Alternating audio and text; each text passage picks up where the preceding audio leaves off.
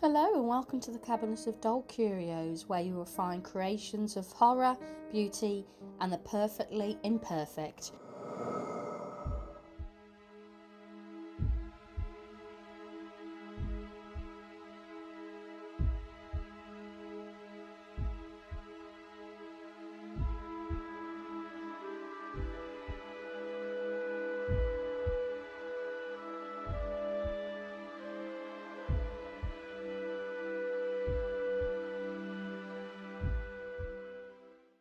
Put numbers on my Promarker pens so that I know which order they go in, for example lightest to darkest, and I also know my number 5 goes with my number 8, which I use quite often. It just helps me. It's something that I could suggest you doing. I've also done it to my greys as well, so I know exactly what order they're in, light to dark, because as you probably know that sometimes the colours on the actual labels don't necessarily match exactly to what colour is actually in the pen.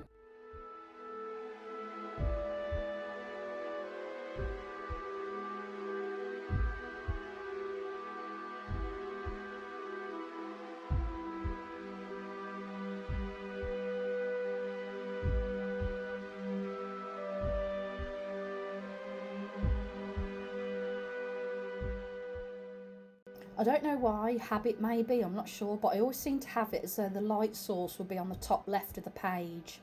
You can obviously alternate the light source, but I don't know why, I just find it comfortable, so I just tend to do it top left of the page. So then that means I know where shadows ideally would be.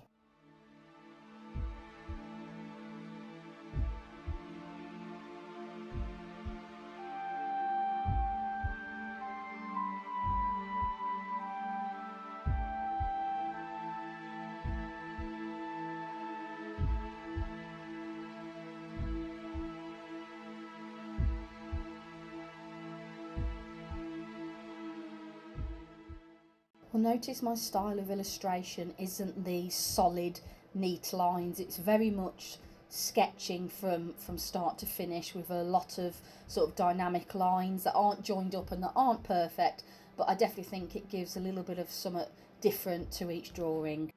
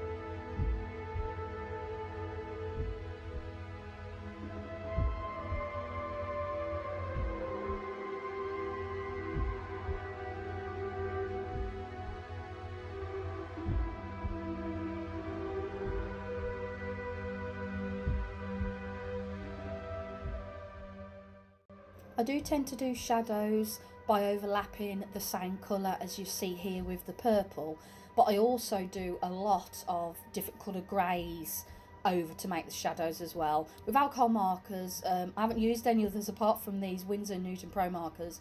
It does go on darker and then it does dry lighter, so you'll probably find that you often have to go over greys in a darker shade, hence why it's really helpful to have them numbered.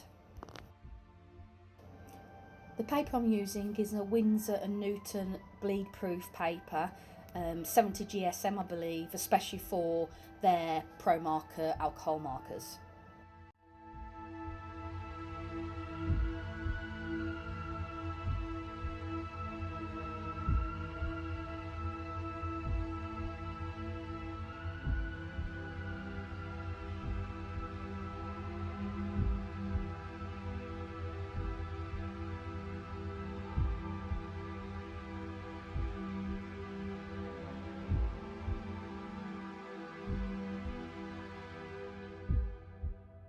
Some areas I do tend to do a lot of layers, like a lot. Well, to me they're a lot, so maybe 4 or 5 layers until I get the desired effect.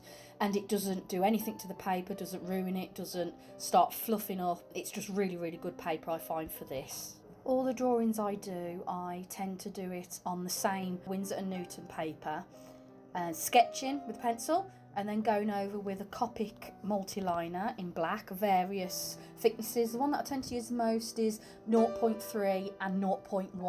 0.1 is especially good for hair, I think.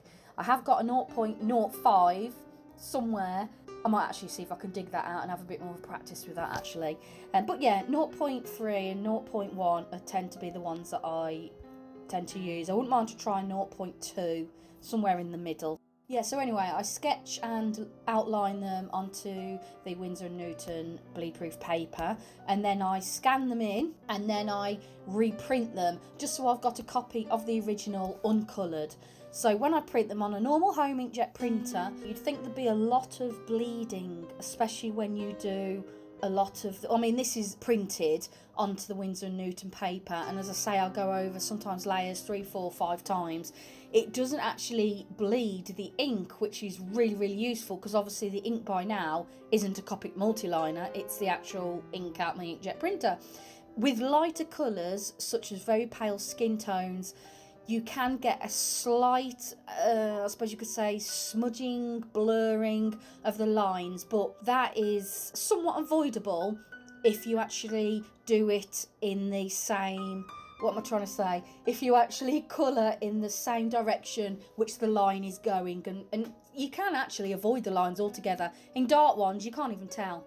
So that's really, really handy for, obviously, if I do put all my drawings into like a colouring book or digital downloads, it means that you'll have the same availability to be able to print it from your home printer as well.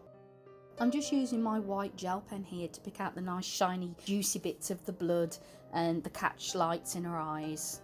Please don't forget to subscribe, and feel free to leave a comment on what you thought of the drawing, the colouring, any of the advice, or even what you would like me to draw in the future. I'll be very excited to hear about that. So now I'll leave you in peace and let you watch the rest of the video.